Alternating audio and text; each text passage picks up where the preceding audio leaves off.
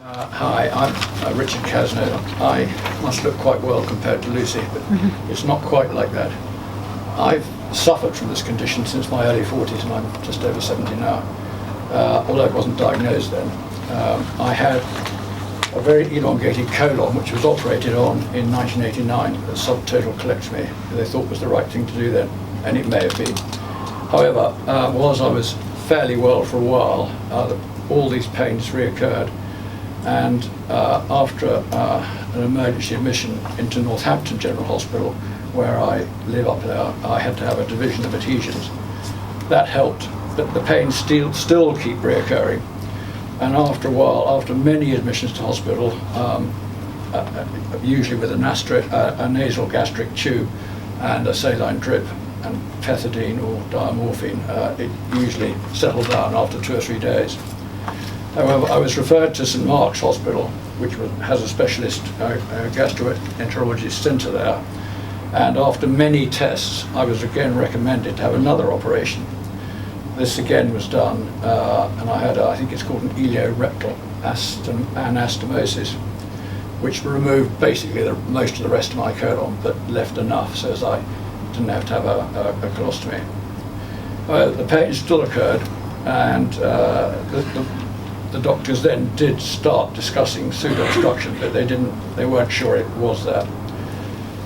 I had many visits to hospital. One, I had to be lifted out of Serengeti Plains in Tanzania to Nairobi Hospital, which wasn't a very pleasant experience. And more tests were done on St Mark's, and they now thought my stomach was twisting as well, and they recommended that I have a peg to A, anchor my stomach, and B, hopefully let out some wind when I had these pains and bloated stomach.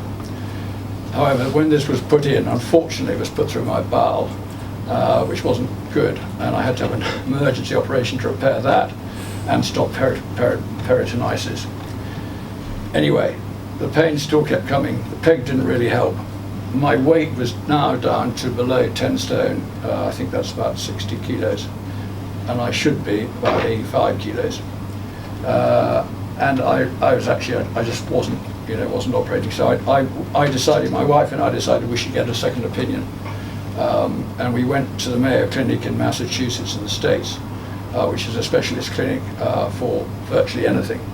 And after 2 weeks of tests there, they definitely told me I had pseudo obstruction, and that I wasn't with the right people in England, and I either had to go to Professor Aziz in Manchester or David Wingate in London, who was just retiring at that time. Anyway, he did see me, but he referred me immediately on to Jeremy Powell-Tuck, all professors I think, who immediately admitted me to the Royal London because I was, as I say, about 9.5 stone and desperately ill. And he put me on TPN. I stayed there for about 3 weeks. My weight started to recover. They taught me how to do the TPN myself, so as I could do it at home.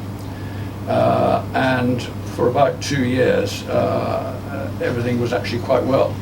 Then I had an infection in my line, so the TPN was taken out.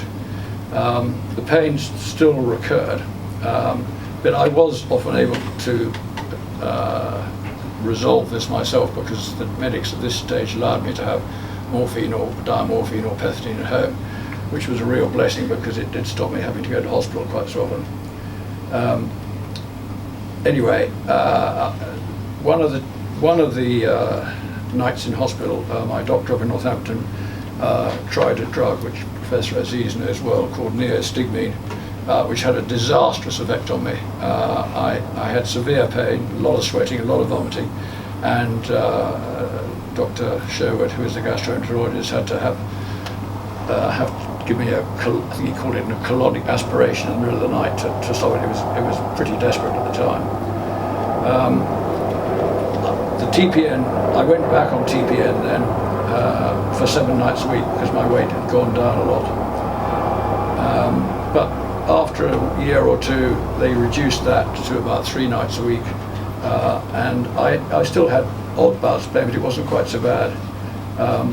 But then, after several hospital visits, I had a seriously bad experience in 2013. Sorry, I'm going over this quite quickly because I'm sure you don't want to hear the whole thing. I had a severe bout of pain, dehydration, due, we think, to a drug called linaclotide, which they gave me in one of the hospital visits. Anyway, everything went wrong. My kidneys stopped working. I had to have an emergency admission to hospital by ambulance with an emergency into intensive care, where I stayed for 4 days and then in the hospital for another 3 weeks. And what had happened is that I'd become so dehydrated that everything had stopped working. The ambulance guys could not find anywhere to put a needle in to give me a drip. Eventually they found one in my ankle, which is pretty unpleasant actually. But everything had shut down. And one thing I did learn about this, that you definitely don't want to get dehydrated at any cost. They had to put 10 litres of fluid into me to get everything working again. And it wasn't a very pleasant visit. I have been somewhat better ever since, but I still have the pains from time to time. The one thing I do now do is have a very strict diet. I avoid all heavy fibre if possible. It's not always possible, particularly when you go out rather than at home, but that has definitely helped. And the other thing that's definitely helped me is that because I've got the line in, if I think that I'm getting dehydrated or I have any pains, I give myself some saline straight away, and very often that will stop it in its tracks and stop me having to go to hospital. So I have learnt over the years that those are the two really key things. No fibre in your diet, and use the saline if you're in a position like I am to do it. And probably no operations. I am not convinced that any of the operations, apart from the emergency ones, were necessary. But they happened, and you can't go backwards.